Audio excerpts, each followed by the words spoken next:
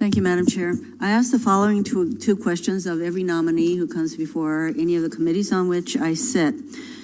First question, since you became a legal adult, have you ever made unwanted requests for sexual favors or committed any verbal or physical harassment or assault of a sexual nature? Ms. MacGregor.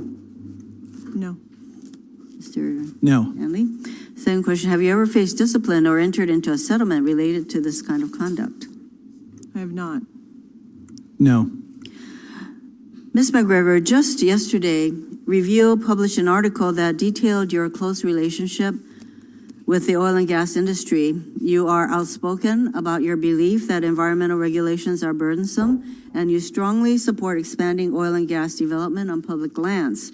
The article noted that if issues arise for the fossil fuel industry, their response is, I quote the article, we'll call Kate.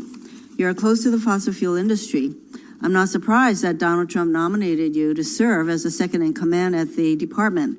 DOI is full of political appointees that, like you, are close to the fossil fuel industry, starting at the top with Secretary Bernhardt, who shares your perspective that environmental regulations are burdensome.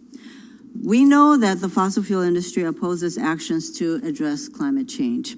However, in a report submitted by the DOI IG last November that summarized the major management and performance challenges facing the department for fiscal year 2018, it noted that many DOI coastal assets are threatened by climate effects. Does climate change pose a significant risk to DOI assets? Thank you, Senator. I recognize that the climate is changing. Man does have an impact. That's what the science tells us. And the science indicates that there is great uncertainty in projections related to those impacts. So is your answer yes? Yes. Sounds like yes. Okay, during your time at DOI, have you been personally involved in or witness to instances of political interference with scientific research or communication? I have not. In fact, in my time at Interior, the Secretary has appointed a counselor, a senior advisor, senior science advisor in the Secretary's hallway. And we have noticed that scientific integrity complaints have gone down under our administration. That's good to hear, although I'm not so sure that this administration is committed to science over political considerations.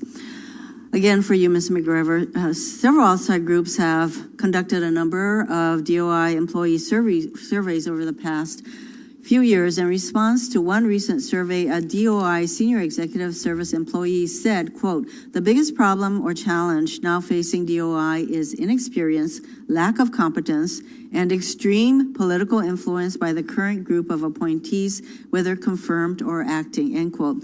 Another survey found that more than 39% of respondents from the National Park Service and U.S. Fish and Wildlife Service reported poor leadership.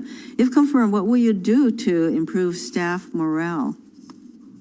Thank you for that question, Senator, and I think it's very important. And we have many surveys. One of our recent surveys, which was originally conducted in 2017, also found that there are increased instances of potential harassing behavior, which I think is important to you. And we've found in our most recent survey that harassing behavior has gone down.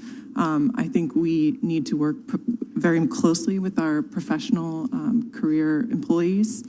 I've had great experience in working with them, and we believe having a strong and ethical culture is important at the department. In fact, there's another GAO report, September 2019, that said that there have been threats, including threats to kill people, to federal land management employees. And so there are these safety risks. And are you committed to making sure that you address these safety risks of your employees?